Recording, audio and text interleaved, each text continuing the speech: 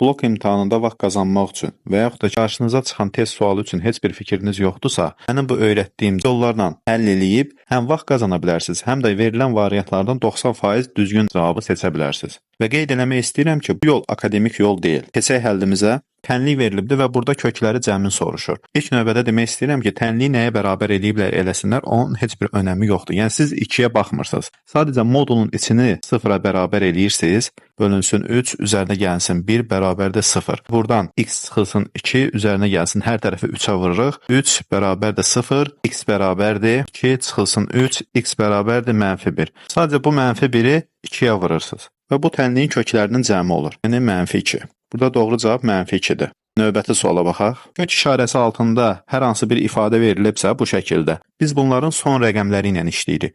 Məsəl üçün, burada sonuncu rəqəm 5 vurulsun 0, çıxılsın 0, vuraq 5. Və bilirik ki, biz bu hesablamanı aparsaq 0 çıxaq 0, yəni sonu 0-a bərabər olan bir ədəd götürəcəyik burada. Verilən variantlardan da sonu 0-a bərabər olan ancaq D variantıdır. Düzgün cavab D variantıdır. Növbəti sual. İmtahanda belə sual qarşınıza çıxarsa, ilk növbədə baxırıq ki, 1907 ilə 1903 arasındakı fərq 4-dür. Yəni bu 4-ü indi görməzdən gəlirik. 1903 ilə 1907 arasında, yəni onların ədədi ortasını götürürük. Bu da 1905-dir. Və düzgün cavab olaraq bunu seçirik. Növbəti suala baxaq. Və burada da vaxt qazanmaq istəyirsinizsə yerinə ədəd qoyun. Ancaq nəzərə alın ki, verilən ədədlər arasındakı fərq 1-ə bərabər olmasın. Məsəl üçün, mən y-ə 5, şərtə uyğun olaraq böyükdən kiçiyə düzəcəm. 3 və 2 götürəcəm. Verdiyim ədədləri yerinə yazaraq x 2 çıxılsın y 5, z 3 çıxılsın y 5, 3 çıxılsın x, yəni 2, 5 çıxılsın 3. Buradan modul içində 2-dən 5 çıxanda -3 çıxılsın -2 çıxılsın 1, üzərinə gəlsin 2.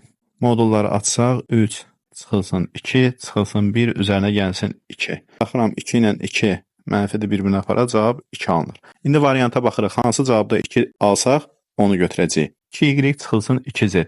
Y-imiz 10 çıxılsın 6, 4 olar. Bu olmaz. Yəni A variantı deyil. B-yə baxırıq. 2y 10 çıxılsın 2 olacaq. Bu da 8. Bu da deyil. Y çıxılsın z. 5 çıxılsın 3. 2 olduğuna görə bizə də cavab 2-dir. Deməli düzgün cavab budur. Bu tip həllər üçün də Instagram və TikTok hesabımı izləyin.